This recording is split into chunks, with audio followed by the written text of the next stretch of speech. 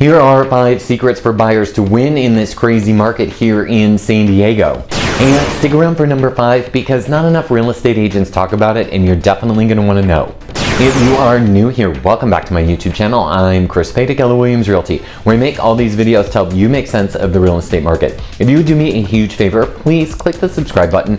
Also, click that little bell so you can be notified every single time I drop a fresh new video. Also, comment below. Tell me what you think. Are there other ways that you've won as you're buying a house? And also, if you found value in this video, please share it with somebody that you think might like to see it. We're going to start off with closing cost credits for an interest rate buy down, specifically called a 2-1 buy down, or you can permanently buy down the interest rate. Let's get to that.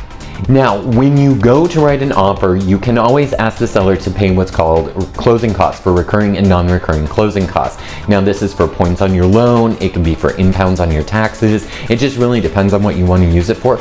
But let's talk about a 2-1 buy down. Now, the way a 2-1 buy down works is that your lender is going to structure your loan in such a way that your first year of owning the property, you're going to pay the least mortgage payment.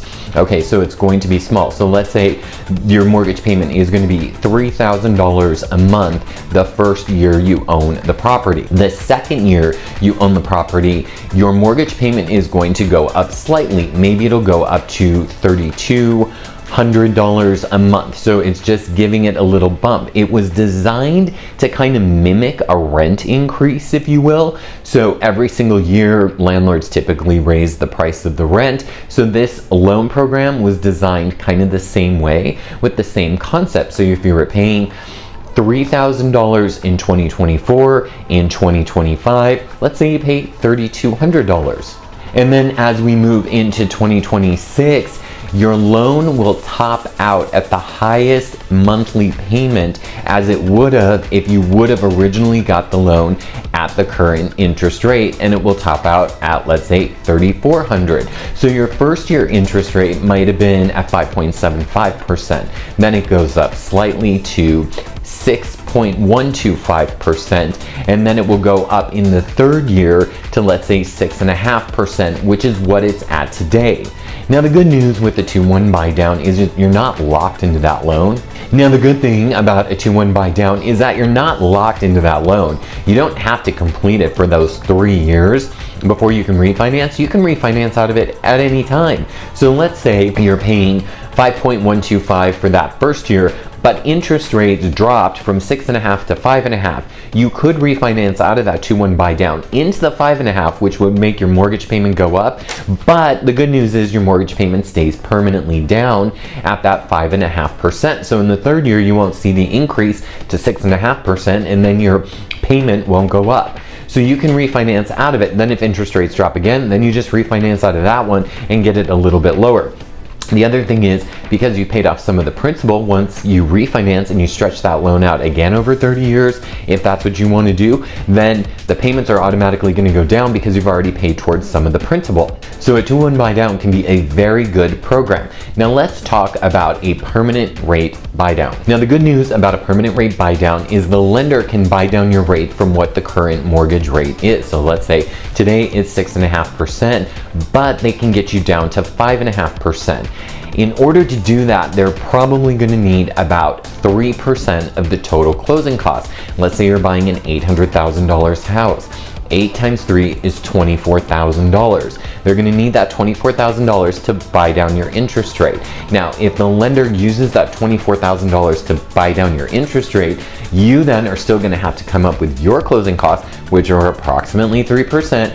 So $24,000 plus your down payment. So really, in essence, you're bringing $48,000 to the table, but 3% of that, or $24,000, is coming from a seller contribution. So these are just random numbers I'm throwing out there just so you can kind of see how it works, but you can permanently buy down your interest rate to, let's say, from 6.5 to 5.5. Now, if you do that, let's say, and interest rates drop again, then you can refinance out of that and drop your interest rate again. But if rates go up, well, you're permanently down at 5.5%, so you're in a good spot. The second way where buyers can win in this market is buying new construction. And it just depends on where you are going. But I'm going to tell you right now, my favorite new construction builders are KB Homes and Pointe Homes. And the reason for this is KB Homes is offering interest rate buydowns if you use their lender. You have to use their lender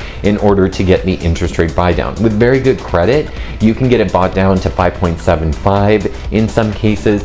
They were doing it at this project in El Cajon that you can see right here, and that is an awesome project. I've toured it. They're great homes, and they're going to have, it's going to be a secured building. So look at new builders. Pointe is also doing a good job with their clients on their new construction. So they're another one I would highly recommend. But in most cases, they're either infusing HOA fees, so you don't have to come up with your HOA fees, because typically you're gonna have to come up with at least 6 months of HOA fees, or they're buying down your interest rate. You can't go wrong either way, because it's just gonna create a win for you as a new buyer in this market. So don't forget to check out some new construction. Off-market homes and how we find them for our clients. So the way we do off-market homes is 2 ways. One, we figure out what it is that you want to buy, and then we go search for expired and canceled listings of homes that sold specifically within the last 2 to 5 years. We approach those homeowners to see if maybe they are ready to sell now, and then that way you are the only buyer that's in there, so you're not competing with any other home buyers at that time. Now, they might start talking, the home seller might start talking and then decide they want to get a realtor, but that doesn't happen very often. So if we can approach the client or the seller directly and say, hey, I've got a buyer pre-approved, ready to go, they're willing to buy your home, are you willing to sell? They've seen the old pictures, can we just take a peek at it? If you're not willing to sell, that's fine. At least we've made the effort to do that. Now, we're still going to look at the homes that are still on the multiple listing service, but let's just face it, this is another way that most agents are not working. So we just really want to look at those off-market properties. Another way is we work with investors who want to unload properties directly to a buyer and not necessarily put it on the market. Well, they go direct to consumer because they want to free up some capital to go buy more homes, to flip more homes. And in some cases, they go and they put just the right amount of work into a house, and then they turn around and sell it very quickly, because what they want to do is release that capital so that way they can go make more purchases. And that's just how investors and flippers work. Another place where buyers are winning in this market is to find homes that have marinated on the market for probably about 25-30 days. Typically, those sellers become more motivated than they were when they first put their home on the market. So if you can look for and find homes that have sat around in the market for a little while, and we're going to help you do this, obviously, we're going to negotiate a better deal for you, because these homes are going to be more available to you.